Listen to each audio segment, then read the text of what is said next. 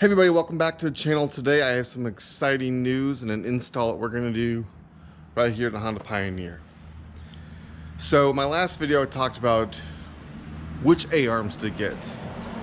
I'm torn between the CFAB and the Super ATV A-arms. Well, I still haven't decided, but I do have an upgrade that's going to help them.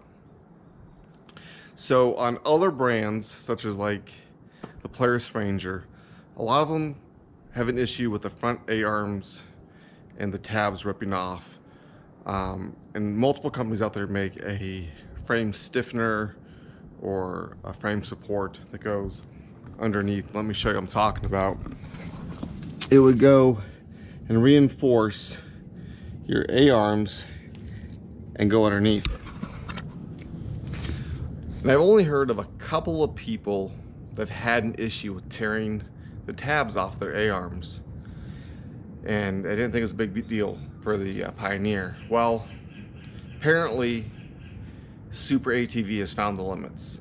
Now if you go to their website, they are running a Pioneer on a 6-inch lift with either 4 or 6-inch portals and 36 or 38-inch tall tires, and that's massive. That's way more than I want to do. But what I did say in my A-arm video is I want an A-arm that has a lifetime warranty and the ability to run portals in case I change something up in the future.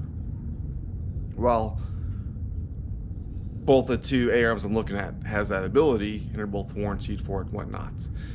For those of you who don't know, portals can be very tough on your front suspension components, particular to your tie rods. They like to bend, because what a portal does is it's a gear reduction box. It goes right here in your tire on the hub, and then the tire will bolt to it. And that's a discussion for another day. But it adds a lot of unsprung weight out here to your tire. Even though it's a gear reduction, it's a lot of weight. And if you remember, these things come stock with a 27-inch tall tire. And it's not a true 27-inch tall tire, it's 26 and change. Well, I'm running 28.5 right now, and each wheel and tire weigh 54 pounds in the initial weight. And that's up from, I think, 46 pounds was what the rear ones weighed. So that's a lot more rotating mass and unsprung weight that we have here, putting stress in the front end. So Super ATV just came out with it not too long ago. I check the website pretty regularly, and they make a frame stiffener. So let's go ahead and open up the box and see. So I've already cut the box open. We got lots of packing. Got our instructions, and this is what we've got. So we have a massive plate, and I'll get a measuring tape here in a second. We got 2 brackets. So I undid this one earlier to see if I installed this today, would I have to uninstall it to get the A-arms on and off when I do an A-arm install. And it looks like I'll have clearance. So we're gonna do an install on this today and see how well it rides, if I can tell a difference if the frame is tighter or not. So we got number 2s, number 1, some spacers, and some bolts. So if you're like me, I run an aftermarket skid plate. I run the factory UTV skid plate, and that is right down here. The beauty of it on the factory UTV skid plate is right here. I only have to take this off to install this brace. So, stand by. Let me grab some tools real quick, and let's get to this install.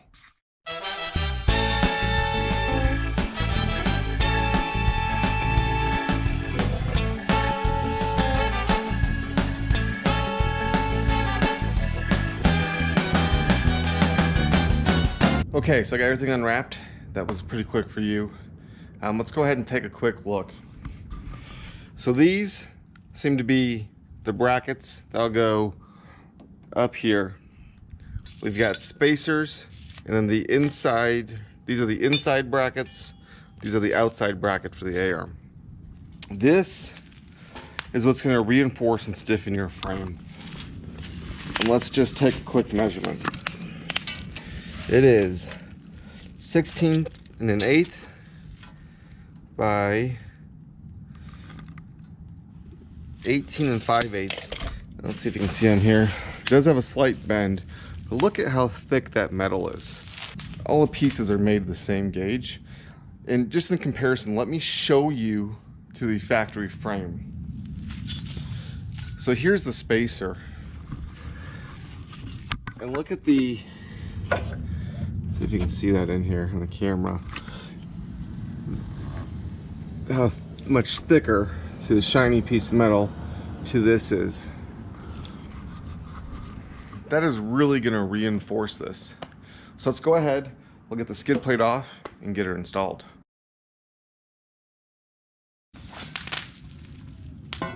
So this piece, I don't want to scratch up too much. This piece is kind of heavy, so we're going to go ahead and install it.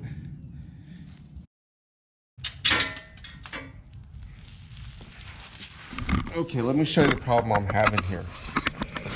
These two bolts here, and our factory threaded bolts, are in. When I go to line this up, you see how it's just a little bit off. So let me see if I can get these in here. Okay, so I got the bottom plate installed. Unfortunately, it didn't fit from Super ATV. I actually had to go through and grind out some of the metal. My frame's not bent, so I'm assuming bad quality assurance. I had to take off a little bit more than the powder coating, maybe a 1/16 of an inch on either side. The slots down here were too far out, so I ground down the middle, but that probably means I need to put a small fender washer on 2 of the bolts because I kind of overground it to get fit. So let's go ahead and do the next step. So if you look down here, you got your bracket that goes inside the A-arm and then 2 that goes outside the A-arms. They're going to use these carriage bolts with nuts and a nylon washer. So let's get that done. So in order to install, we need to remove the factory bolts. All right, everyone. So I went ahead, I got the bottom plate installed. I also got the sides installed. Now nothing's tight yet per the instructions. I'll go back down and tighten everything up. This is a pretty straightforward install. There are a couple tips. So first tip is don't use these. Don't use any ramps. Make sure you have a jack. You can jack the center of this up from the plate. That way you can get the bottom A-arm bolts out. Once you get the A-arm bolts out, you're going to replace them with the new A-arm bolts. You'll put their bracket in between with the spacer. Mind you, nothing's tight. And slide your bolts in per the instructions from the inside out. And those are going to go to an 18 millimeter. The factory is a 17. Then all the carriage bolts, you need to figure out which spacer goes where in the front and the rear. So I'm gonna go ahead and tighten this all up. As you can see, this piece is way beefier than this A-arm tab. But one thing that you do need to think about when you do this is, like I said in the beginning, I have the factory UTV skid plates right here. Let me show you underneath before I tighten everything up. I don't know if I'm going to be able to get the skid plate back on. So the holes, one there and one there. But this sits down so far that I may or may not be able to, and it comes up. The other holes are behind these slots. So there's not enough clearance with these bolts. Now I'm going to have to put some fender washers on here. As you can see, there's just not enough meat. I had to grind so far in kind of disappointing. And the same thing on these ones. One thing I would recommend while you're under here is go ahead and change your front diff oil if it's due or close to being due. Once you put the skid plate back on, it's pretty hard to get the oil changed. So let me know in the comments below, do you like this brace? Do you not like it? I won't lie, it's heavy. It was a lot tougher to install than I thought. I'll let Super ATV know that I had to add some fender washers. It took me about an hour to install. That's because I had to mill out some of the metal. If it would have just bolted on, probably could have done it in 30 minutes. Knowing what I know now, easy peasy. You do need to remove the ARM bolts, so make sure that you know the correct torque specs and how to do it.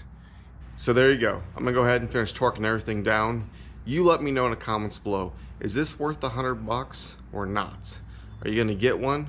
I can tell you, I like it. It reinforces the frame and the lower ARM supports. Don't forget to give me a big thumbs up if you like the video. Don't forget to subscribe, and until next time.